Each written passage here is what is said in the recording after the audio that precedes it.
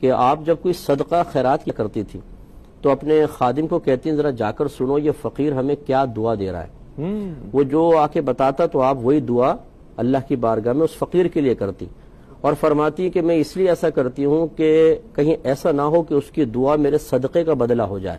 تو جو دعا دیتا ہے میں وہ دعا اس کو دے دیتی ہوں تاکہ دعا کا بدلہ دعا ہو جائے اور صدقہ خالصتاً میرا اللہ کی بارگاہ میں پہنچے. کیا بات کیا کہنا. میں چاہوں گا اس سیگمنٹ کا، چونکہ یہ آخری مرحلہ ہے، اس میں آپ کی سیرت سے جو پیغامات ہمیں مل رہے ہیں، جس طرح علامہ صاحب نے فرمایا، میں چاہوں گا آپ بھی اپنے الفاظ میں سے بیان فرمائیں. مجھے اجازت دیں تو میں علم کے حوالے سے ذرا یہ گزارش کرنا چاہوں گا کہ ہماری والدہ سیدہ عائشہ صدیقہ رضی اللہ تعالی عنہا نے نہ صرف فرض عین سیکھا بلکہ فرض کفایہ بھی.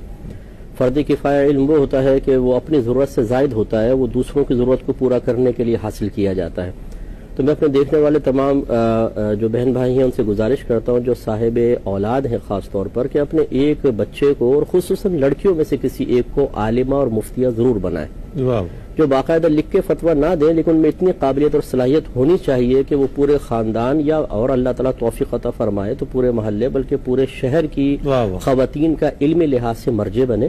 اور اس کے لیے ضروری ہے کہ بچیاں وہی علم حاصل کریں بالکل انہی کتابوں کے ساتھ جن سے مرد علم حاصل کرتے ہیں.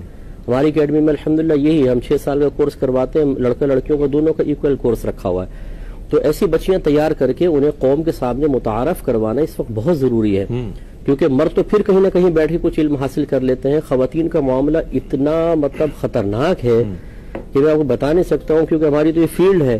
یعنی خواتین اپنے حیض و نفاس کے مسائل تک سی طرح نہیں جانتی ہیں، اور پھر مردوں سے کویسچن کرتے ہوئے شرم محسوس ہوتی ہے، اور گھر کے مردوں کی غیرت اور کسی مقام پہ نہ جاگے یہاں ضرور جاگتی ہے کہ خبردار جو کسی مرد سے مسئلے معلوم کیے تو پھر عورتیں کہاں سے لے کر آئے. اس لیے میں گزارش کرتا ہوں آج کا یہ پیغام اگر قبول فرمائے کہ سیدہ عائشہ صدیقہ رضی اللہ تعالی عنہا کی سنت پر عمل پیرا ہوتے ہوئے اپنی بچیوں کو علم سکھائیں اور انہیں قوم کا مرجع بنائیں تاکہ وہ اپنے اور دوسروں کے مسائل حل کر سکیں. بہت عمدہ آپ نے پیغام عنایت فرمایا.